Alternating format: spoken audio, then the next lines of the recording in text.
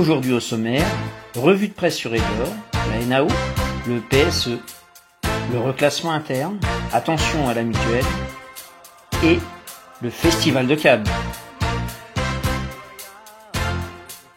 Palme d'Or et Festival de Cannes. Bonjour à tous. Pourquoi Festival de Cannes? C'est simple, c'est juste pour faire un petit clin d'œil à une profession, le cinéma en particulier et la culture en général, qui est autant en souffrance que nous dans la restauration. C'est pour ça qu'on a eu l'idée de glisser quelques petits extraits de films, vous verrez tout au long de ce Flash Info. Alors je vous laisserai deviner les titres, évidemment, que j'attends dans vos commentaires, en espérant que ça vous plaise.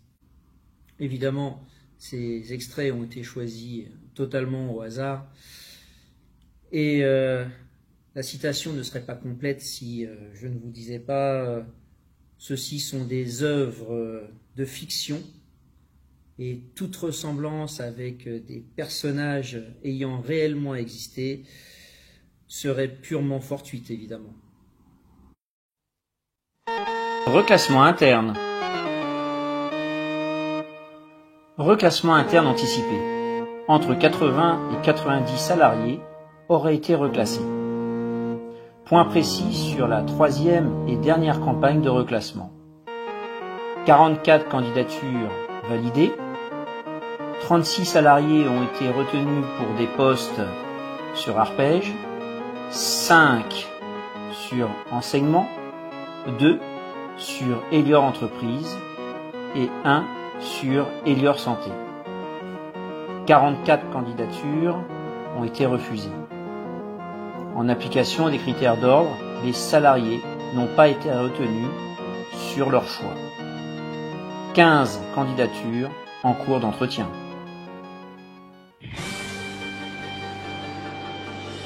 PSE, ou autrement dit, plan de sauvegarde pour l'emploi.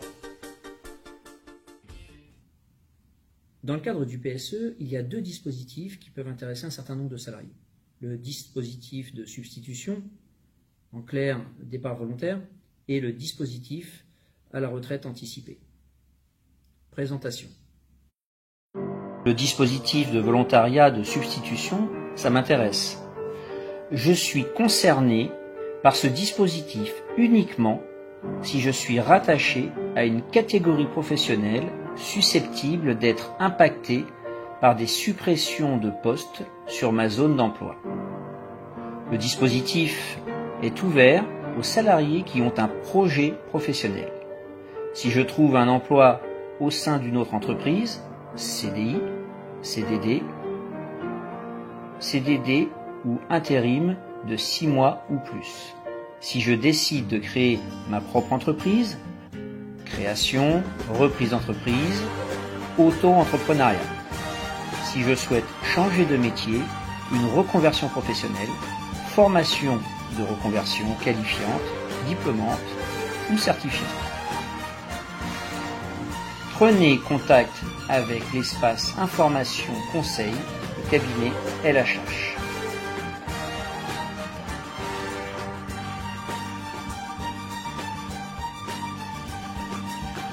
Départ à la retraite anticipée, ça m'intéresse.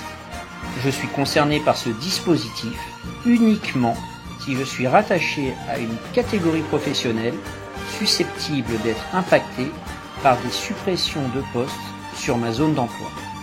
Si vous êtes né entre le 1er avril 1959 et le 1er avril 1966, vous êtes concerné sous certaines conditions. Prenez alors contact avec le cabinet Objectif Retraite. Attention, je vais vous le rappeler une dernière fois, vous avez jusqu'au 31 mars 2021 pour envoyer vos dossiers complets. Pour la retraite, vous devez contacter pour vous aider Objectif Retraite. Et pour le départ volontaire, vous avez le cabinet LHH à contacter qui est mis en place pour vous aider. Les notifications de licenciement seront envoyées à partir de mai 2021 jusqu'au mois de septembre 2021. Salut, ça va? Ouais, super. Je viens de voir Steven, je suis viré. Ah bon? Il veut te voir aussi à Ponto. Bon courage, ma poule. Mais non, mais vous faites pas de soucis pour cette société, elle est parfaitement... Ben, elle est parfaitement au point, cette société, mais le juge, il va se retrouver huissier à Carpentras, t'occupe pas de tout ça. Fais ce que je te dis, arrête de discuter, tu m'emmerdes.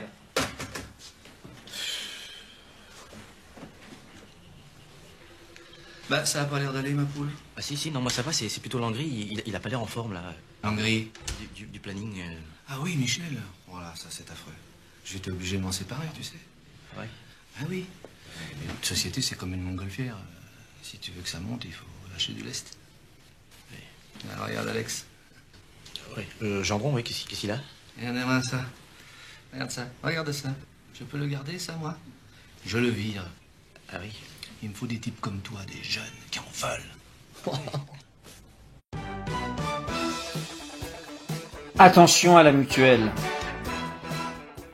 Avant d'aborder la mutuelle, faisons ensemble l'historique depuis 2017 dans le groupe.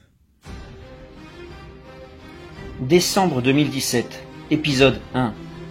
La direction annonce le remplacement de Mercer par Gras Savoye en abaissant légèrement le tarif des cotisations sur 3 ans. Gras Savoye confirme que les montants des garanties restent inchangés. Clésia, assureur, est en charge de la prévoyance et des frais santé. Décembre 2020, épisode 2.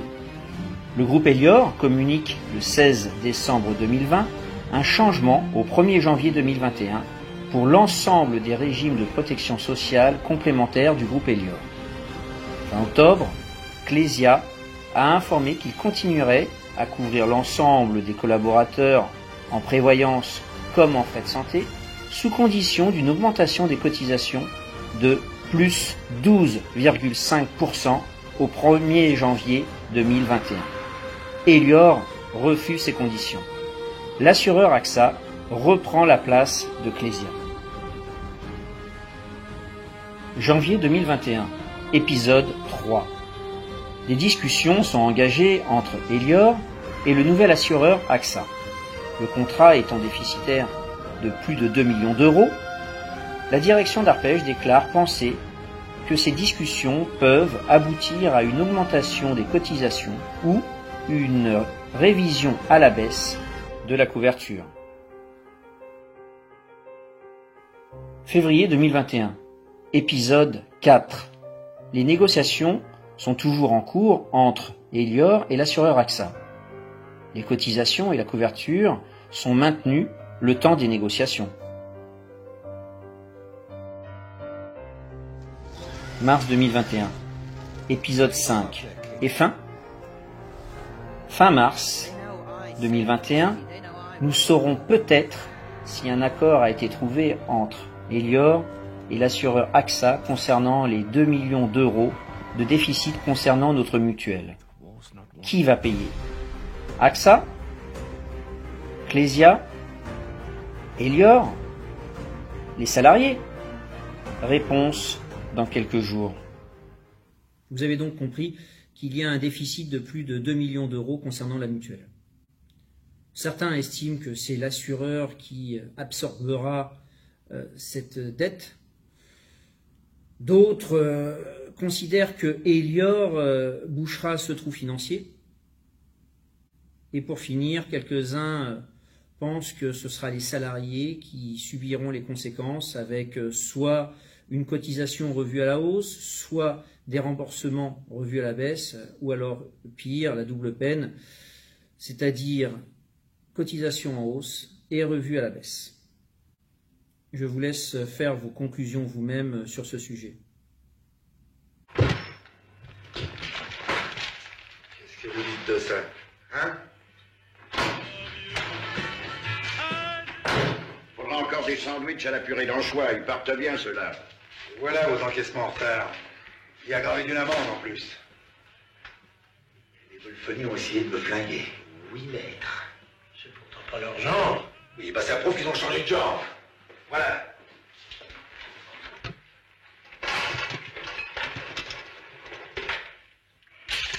Quand ça change, ça change. Faut jamais se laisser démonter.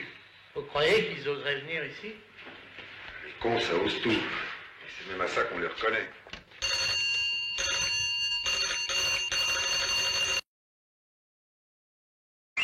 Revue de presse sur Elior. Commençons cette nouvelle rubrique avec un article qui nous a particulièrement intéressés. Dans le journal Les Échos du mardi 16 février 2021, un article intitulé « Les rémunérations des patrons au cœur des prochaines AG, donc Assemblée Générale, attire particulièrement notre attention. Il est indiqué que deux grosses entreprises, dont Elior, seraient dans le viseur des agences de conseil de vote.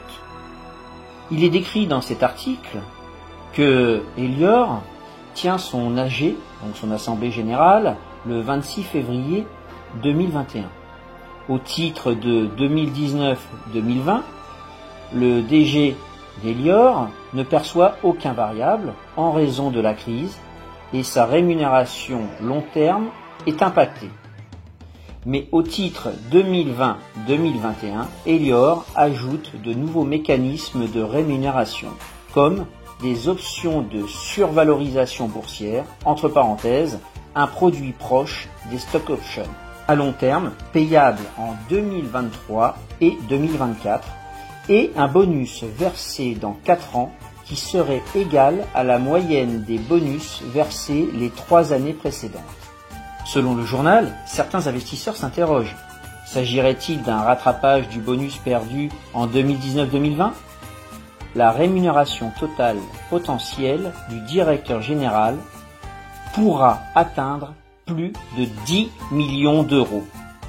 Des niveaux sans mesure avec la taille d'Elior. Cette explication sont apportées par Prox Invest et INSS, deux agences de conseil qui d'ailleurs rejettent cette résolution.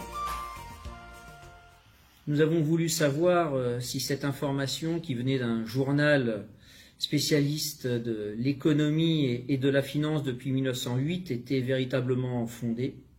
Voici ce que nous avons trouvé sur le net. Alors je crois que nous avons déjà une première question qui va s'afficher. Voilà, je vous la lis. Dans le contexte actuel, comment expliquez-vous le montant potentiellement élevé de la rémunération variable à long terme du directeur général du groupe ? Alors je pense que je vais demander à Bernard d'apporter les commentaires et les réponses à cette question. Alors je crois que je ferai une petite remarque. D'abord, dans cette question, la personne qui la pose a raison de dire potentiellement, parce qu'évidemment, on est dans un monde où une grande partie des rémunérations qui sont affectées sont des rémunérations conditionnelles. Qu'il s'agissant de LTIP ou s'agissant d'options, ça suppose d'atteindre un certain nombre de performances, ça suppose aussi que le cours de bourse atteigne certaines performances qui ne sont pas simples à avoir. Alors, tout d'abord, je crois que s'agissant de tout ça, il faut replacer les choses dans leur contexte. Hein. Le contexte, c'est un contexte où il faut, s'agissant du directeur général du groupe, noter que les critères qui ont été appliqués pour la détermination de son bonus de l'exercice 2019-2020 n'ont pas, se sont traduits par le fait que le bonus est égal à 0. D'accord ? On aurait pu, c'est un choix qui nous était ouvert, reconsidérer les règles et faire quelque chose de différent pour tenir compte du fait que, à bien des égards, l'exercice 2019-2020 était exceptionnel. Je vous prie d'ailleurs de noter que quand on a regardé les chiffres du premier trimestre et puis des mois janvier-février, on était sur une très bonne voie d'augmentation de la marge. Et tout ça a été saboté, si je peux dire, par le Covid-19. Alors, qu'est-ce qu'on dit à quelqu'un qui a fait du mieux qu'il pouvait et à qui on dit, écoute, l'application des critères, c'est 0. Ce qu'il faut, c'est le remotiver. Et pour le remotiver, nous avons jugé utile, nous, le conseil d'administration, pour le remotiver, de mettre en place ce système d'incitation, qui est un système d'incitation qui repose sur deux piliers. Le premier, c'est des piliers liés à la performance sous forme notamment d'actions gratuites. Et puis le deuxième pilier, c'est un pilier d'option, dont il n'est d'ailleurs pas le seul bénéficiaire, puisque ça bénéficie au Leaders Group, donc à un groupe beaucoup plus large que le directeur général est lui tout seul. C'est important de le souligner aussi. Bon, les montants sont en effet potentiellement élevés, mais ils supposent une progression du cours de bourse de 25% et de 50% à partir des 20 prochains cours de bourse suivant cette assemblée générale. Et je pense que c'est un objectif qui est suffisamment challenging pour justifier une rémunération en conséquence. Affaire à suivre concernant ce dossier. La gabelle, la taille, l'impôt sur les épices, pour cette année, ça fait combien? 200 000 lucas, monseigneur. Mais l'année dernière, ça faisait beaucoup plus. Oui, mais la récolte avait été très bonne. Cette année, la récolte a été très mauvaise, alors il faut payer le double.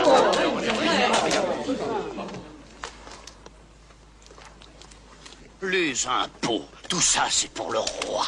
Mais Don Salluste, nos gens sont terriblement pauvres et... C'est normal. Les pauvres, c'est fait pour être très pauvres et les riches, très riches.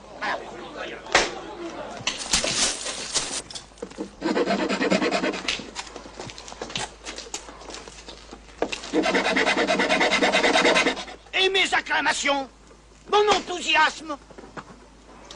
Viva Don Salluste. Viva Don Salluste. Viva notre bienfaiteur.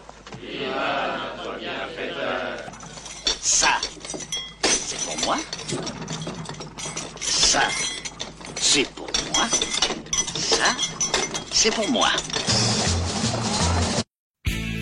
NAO 2021. Comme chaque année, l'entreprise a l'obligation de mettre en place des négociations annuelles obligatoires, plus souvent connues sous l'abréviation NAO. Voici les mesures pour l'année 2021. NAO statut employé. Première mesure, révision des salaires du statut employé. 0,5% avec effet rétroactif au 1er janvier 2021. Deuxième mesure, passage automatique pour les employés de niveau 1 au niveau 3. Troisième mesure, mesure de réduction des écarts salariaux entre les hommes et les femmes. Quatrième mesure, monétisation exceptionnelle et encadrée du compte épargne-temps. Cinquième mesure, révision des primes pour les employés. Sixième mesure, prime de cooptation. Septième mesure, mesure en faveur des salariés en situation de handicap. Huitième mesure, congé enfant malade, un 4e jour pris à 100% est en vigueur à partir du 1er mars 2021. Neuvième mesure, budget des activités sociales et culturelles du CSE. NAO, statut encadrement. Première mesure, revalorisation salariale du personnel de l'encadrement. Au 1er octobre 2021, revalorisation des salaires de 0,5%. Deuxième mesure, mesure de réduction des écarts salariaux entre les hommes et les femmes. Troisième mesure, monétisation exceptionnelle et encadrée du compte épargne-temps. Quatrième mesure, prime de fidélisation. Cinquième mesure, révision des primes pour les salariés de statut agent de maîtrise et cadre. Sixième mesure, prime de cooptation. Septième mesure, mesure en faveur des salariés en situation de handicap. Huitième mesure, budget des activités sociales et culturelles du CSE. Pour cette année 2021, il était compliqué de négocier une augmentation de salaire. Enfin, ça dépend à quel niveau de l'entreprise en tout cas. Ce qui nous concerne, nous avons eu gracieusement 0,5%. Sur un salaire de 1 500 € brut, ça vous fait 7,50 € brut par mois. Dépensez pas tout de suite. Gardez-en un peu quand même sous le coude, on ne sait jamais. L'un des rares points positifs de CNAO 2021, c'est l'obtention d'un 4e jour enfant malade pris à 100% pour les employés. C'est quelque chose qui nous tenait extrêmement à cœur en ce qui concerne la CFTC. Concernant les AM et cadres, donc les agents de maîtrise et les cadres, la prime de fidélisation qui soit reconduite est plutôt une bonne chose, même si nous, à la CFTC, nous préférions que ces salariés puissent toucher comme l'ensemble des salariés une prime d'ancienneté. Et ça, malheureusement, c'est un autre sujet et jusqu'à maintenant, l'entreprise n'a jamais voulu aller dans ce sens. Le dernier point positif concernant CNAO, c'est les œuvres sociales. Le fait que l'entreprise donne un coup de main financier au CSE permettra que nous puissions générer un chèque cadeau de fin d'année à l'ensemble des salariés. Évidemment, il faudra d'abord que ça passe par un vote par les membres du CSE. En tout cas, c'est la volonté de la CFTC que chaque salarié en fin d'année puisse bénéficier d'un chèque cadeau comme il est de coutume depuis plusieurs années. Une grève surprise, bravo. 30 tonnes de barbac sur le carreau alors qu'on meurt de faim à Chandernagore, hurrah. Monsieur Grafouillère, vous êtes un meneur et vos petits camarades des inconscients. Vous semblez oublier en effet, mes amis, que vous n'êtes que des salariés, c'est-à-dire les êtres les plus vulnérables du monde capitaliste, des chômeurs en puissance. Le chômage. Le chômage et son cortège de misère. Y avez-vous pensé? Non, c'est Fini la petite auto. Fini les vacances au crottoir. Fini le tiercé. C'est pourquoi, mes amis, si vous avez des revendications de salaire à formuler, vous m'adressez une note écrite et je la fous au panier et on n'en parle plus. Nous sommes bien d'accord? Oui, alors au boulot et un peu vite! J'espère que ce flash vous aura plu. Il a été long et condensé, mais que vous aurez eu beaucoup d'informations et que vous nous retrouverez avec plaisir, soit sur notre chaîne YouTube CFTC Arpège, ou alors sur Facebook également, en tapant CFTC Arpège. À très bientôt pour de nouvelles informations. Passez une bonne journée et surtout prenez soin de vous.